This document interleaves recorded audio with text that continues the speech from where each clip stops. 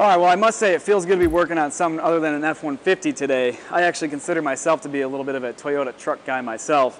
And today what we're doing is working on our friend QB from up the street. He's over at Extreme Wheels and Tires. He takes really good care of all the guys here at TRS. And what we're doing is working on his brand new Tundra. And we're going to be swapping on the OEM LED headlights from Toyota that came out recently for the facelift. And these have a full LED high beam, low beam, and daytime running light. So not too long ago, earlier this year, we came out with a conversion harness that will help you install these lights directly onto your truck that came stock with the older halogen headlights. Plug and play. The low beam, the high beam, and the DRL are going to work exactly like they should with the factory controls inside of the truck. So we'll do a comparison for you, not only showing you how these things look on the vehicle compared to the older lights, but also a little bit of an output comparison in our beam pattern room.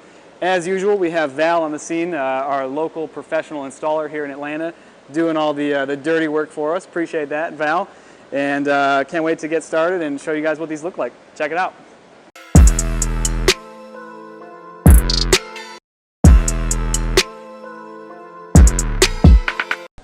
We've got both the lights in here, the OEM halogen light and the brand new OEM LED headlight. We're just going to go ahead and show you guys the light output and how it compares on the wall here. Now, bear in mind that this is an LED reflector-based headlight, so the beam pattern isn't going to be quite as sharp as some would expect with a projector-based setup, but they do look damn good, I will say that, and the light output is much cooler, much whiter, and it should give you a lot better contrast while driving around at night. So without further ado, check it out here on the wall and see what you think.